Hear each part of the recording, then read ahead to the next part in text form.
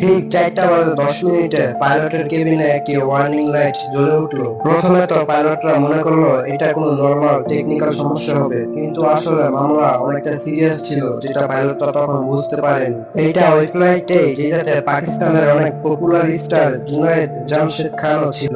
আবহাওয়া সম্পূর্ণ ঠিক ছিল, প্লেনও টেকনিক্যাল ভাবে পুরোপুরি ফিট ছিল, এমনকি ককপিটে দুইজন এক্সপেরিয়েন্স পাইলটও ছিল। সবকিছু নর্মাল ছিল, কিন্তু 4:12 এরকম কিছু হলো যেটা এটিআর প্লেনের হিস্টোরিতে আগে কখনো দেখা যায়নি। PK-661 এর ককপিটে শেষ 15 মিনিটে কি হয়েছিল? 7 ডিসেম্বর 2016 সালে পাকিস্তানের নজির এলাকায় শীত পুরোপুরিভাবে চলে এসেছিল। চিত্রাল, যেটাকে মানুষ তার সৌন্দর্য এবং উঁচা উঁচা পাহাড়ের জন্য চিনে থাকে, ওই দিনও সাধারণ দিনের মতোই একটা দুপুরের সময় ছিল। কিন্তু কে জানতো এই ঠান্ডা দুপুরে পাকিস্তানের এভিয়েশন হিস্টোরি একেবারে চেঞ্জ হয়ে যাবে। আপনাদেরকে জানিয়ে রাখি, চিত্রাল পাকিস্তানের ওই জায়গা যেখানে যাওয়ার জন্য 1970 সাল পর্যন্ত ওই জায়গায় কোনো গাড়ির ব্যবস্থা ছিল না। মানুষ পাকিস্তানের অন্য সব জায়গা থেকে চিত্রালে যাওয়ার জন্য প্রথমে আফগানিস্তান যেত, তারপর ওইখান থেকে চিত্রালে যেত। চিত্রালকে পাকিস্তানের সাথে যুক্ত করার প্রথম যে রাস্তা, যেটাকে লোয়ারি বাস বলা হয়, যেটাকে 1970 সালে বানানো তো হয়েছিল, কিন্তু এটা শুধুমাত্র সাধারণ একটা রোড ছিল,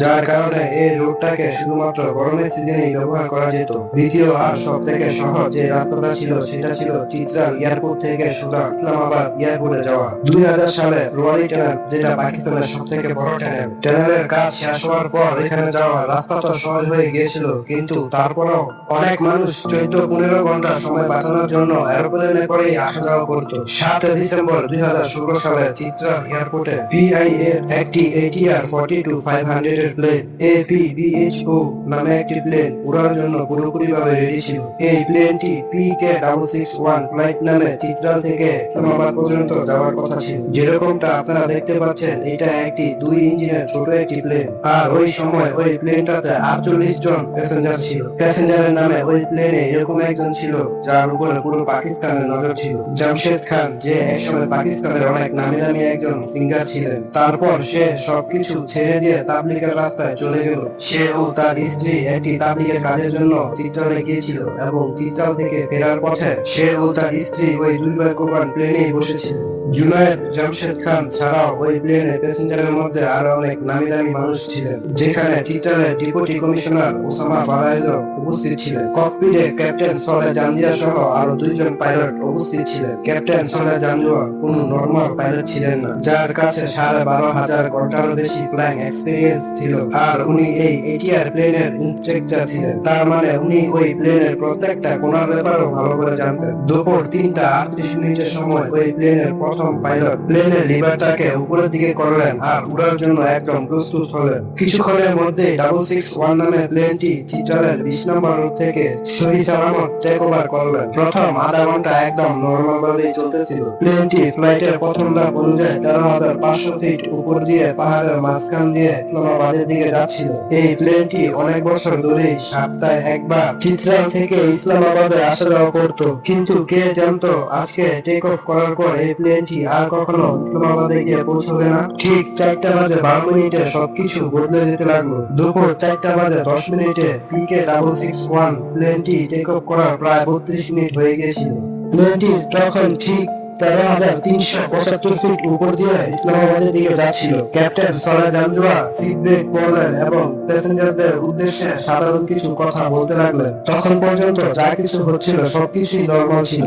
ক্যাপ্টেন প্যাসেঞ্জারদের সাথে কথা বলছিলেন, তখনই প্লেনের ককপিটে একটি লাল ওয়ার্নিং লাইট জ্বলে উঠলো, যেটা প্রথম পাইলট দেখতে পেল, এবং প্রথম পাইলট ক্যাপ্টেনকে কথা বলার মাঝখানে থামিয়ে দিয়ে লাল ওয়ার্নিং লাইটের কথা বলল, যেটা PEC ওয়ার্নিং লাইট ছিল, যেটাকে প্রপেলার ইলেকট্রনিক কন্ট্রোলার বলা হয়। এই সিস্টেমটি প্লেনের পার্টনার স্পিড এবং ইঞ্জিনকে কন্ট্রোল করে থাকে। ক্যাপ্টেন সাথে সাথে চেকলিস্ট দেখলেন এবং প্লেনের ক্রু মেম্বারদেরকে বললেন সিস্টেমটিকে রিসেট করতে। তারা প্রথমে এটা মনে করলেন এটা হয়তোবা কোনো ছোটখাটো ইলেকট্রিক্যাল প্রবলেম হবে, যেটা পুরোনো প্লেনে মাঝে মধ্যে এসে থাকে, কিন্তু কাহিনী এতটা সহজ ছিল না। রিসেট করার পরেও ওয়ার্নিং আসতেই থাকলো। উল্টা আরো ককপিটের মধ্যে আরো অন্যরকম এবং ভয়ঙ্কর একটি আওয়াজ শুনতে পাচ্ছিল তারা।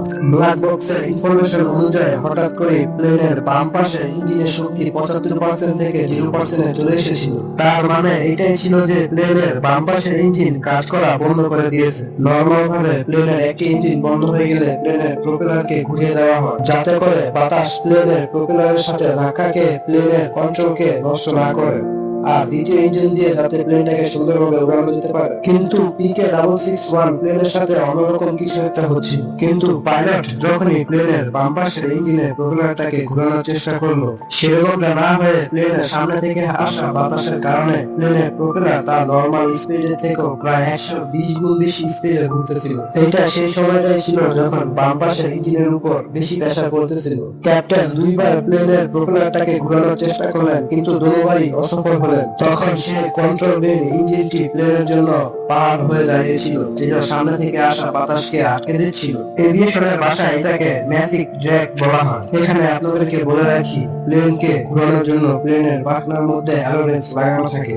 যেই সাইডের অ্যালোরেন্স নিচের দিকে থাকে ওইটা সামনে থেকে আসা হাওয়াকে আটকে দেয়, যেটা থেকে ড্র্যাগ তৈরি হয় আর জাহাজ ওই দিকে ঘুরে যায়। মানে ওইটা ড্র্যাগই যেটা প্লেনকে ঘোরানোর জন্য সহযোগিতা করে। এটা একটি কন্ট্রোল ড্র্যাগ, যেটাকে কম অথবা বেশি করে ট্রানকে কন্ট্রোল করা হয়। এখন 661 নামে প্লেনটির বাম সাইডের প্রপেলারটাকে তো ঘোরানো যাচ্ছে না, উল্টা ওইটার এরকম ভয়ঙ্কর ড্র্যাগ তৈরি করছে, যার কারণে এখন প্লেনটি বাম দিকে ঘুরে যাচ্ছে। কিন্তু এটা কোনো নরমাল ট্রান ছিল না যেটাকে পাইলট কন্ট্রোল করতে পারে। ক্যাপ্টেন জানজুয়া বাম সাইডের প্রপেলারটাকে কন্ট্রোল করার জন্য ডাইন সাইডের অ্যালোনটাকে নিচের দিকে ঝুঁকিয়ে দিল, মানে স্টারিংটাকে পুরো ডাইন সাইডে ঘুরিয়ে দিল। কিন্তু তার এই চেষ্টাও কোনো কাজে আসলো না, কারণ বাম সাইডের প্রপেলার অনেকটাই বেশি ড্র্যাগ তৈরি করতেছিল, যার কারণে প্লেন এখনো বাঁ দিকে কাত হয়েছিল। আপনি একবার ভেবে দেখুন, প্লেনের দোনো সাইডে ড্র্যাগ তৈরি হচ্ছে আর প্লেন শুধুমাত্র একটি ইঞ্জিনের মাধ্যমে উড়ে বেড়াচ্ছে, যার কারণে প্লেনের এয়ার স্পিড অনেকটাই নিচের দিকে নামতে লাগলো। নিচে নামতে নামতে স্পিড এতটা নিচে নেমে গেল যে এই স্পিডে শুধুমাত্র প্লেন সোজা উঠতে পারবে।